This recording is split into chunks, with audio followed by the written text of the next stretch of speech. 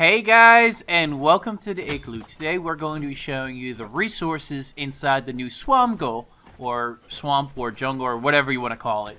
So pretty much the area is rich with iron nodes in short and long deposits that are around in different portions of it. Pretty much the whole jungle, Swamgo, is filled with stuff. But the biggest thing that you have to watch out for is the new reskinned rhinos.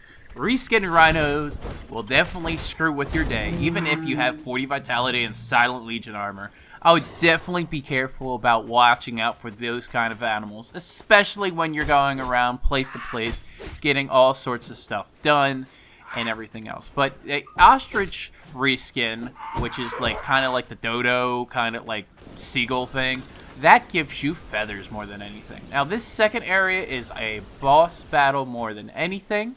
This is a new spider minotaur thing. This spider minotaur thing is kind of easy for one of the legendary bosses, even with accelerated rates.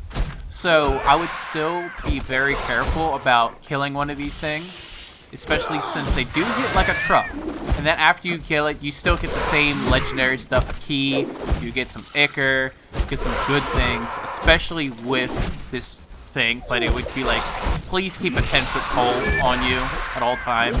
Pretty much a spear. Please, just do it. Just keep a spear. You'll be good. And then you have the other resource, which is in a big abundance over here, is that this little area, which is in the square in the middle of the Swamgo, they offer silver. So instead of having the one silver node in Set City, you now have 2 silver nodes inside the actual map.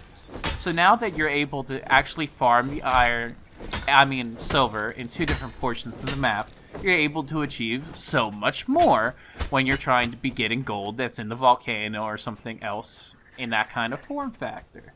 So when you go through and you make sure you get rid of all the stone and everything else, you're pretty set when it comes to farming for all the iron. It only spawns in the lower courtyard. It doesn't spawn in the lower table echelon when it comes to actually producing it back and forth and everything like that. So now we are going to be going to further, which are these new iguanas. These iguanas and these apes are pretty much one of the best things for not only getting hide, but then at the same time getting every type of hide. The big apes, silverback apes, they give you thick hide, they give you hide, they give you fur. They give you all 3 things on top of everything else in order to make heavy armor. In order to make heavy armor, you need to have thick leather, you need regular leather, and then you need alchemy base. So right there, you have 2 of the biggest things in one animal done. And then if you want to get all the raiding done, all you have to do is just kill these iguanas. These iguanas are literally nutty when it comes to the amount of fire glands. Literally, you kill 3 of them, you get 100 fire glands. You want to do the orb raiding? You go out here. You don't worry about the fire imps at the spawn anymore. You really don't need to worry about it. And they're really easy to go to. The Bay, what is it, the Bay of Apes or something?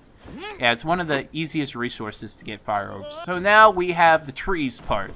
Probably one of the most coolest areas, in my opinion, for actual Conan Exiles. Now, you can build on all of these trees. You can be able to farm near them. You can't cut them down. That'd be a little OP, and then you can have floating bases again. And we don't want floating bases again, but some people would. But here's the thing with that, is that this area has a lot of spiders. More so than the south east portion of the Swamgo, which has 2 gigantic spiders, but no, there's no need to kill the 2 gigantic spiders. This is just another region where you can make it easier. It's closer to the teleporter, and it's just closer to the more resources that you need. It's also closer to the silverback apes that are right there, right next to the obelisk. But both obelisks that are inside the Swamgo are really easy to obtain to, especially when it comes to, like, harvesting routes, so that you can improve your efficiency while you're running back and forth. And I'm going to talk more about harvesting routes more in another video, but getting back to it, pretty much a lot of spiders. It's pretty easy to kill them. I mean, whether you have like Sorrow or anything to kill them with, as long as you have like an N tier weapon, I mean, you're not going to really have an issue. Especially if you are like just going around harvesting and you're going in a endurance encumbrance build, like the heavy armor, especially the epic variants, you're never gonna run out of things to kill. So the final thing, which is the most important of them all, is crystal. Currently, there's only a few spots of crystal in the game, which are in the old biome Imp Cave, as well as one of the starter areas. But now, it looks like the pass-through, the Witch pass-through cave system, has a lot of crystal. It is now the third biggest spot for crystal in the game. You want to make bombs? Yeah, you want to come here. Especially if you're more in the north, and you're more to the northeast of the actual, like, frost biome. Then you want to go and harvest these. You won't get as much yield as the Imp Cave, no. But you won't need to travel as far either, because everything is easy to access. Yes, they only do one hit per actual pick, but it's one of the bigger things that you can actually harvest. It's very easy to do.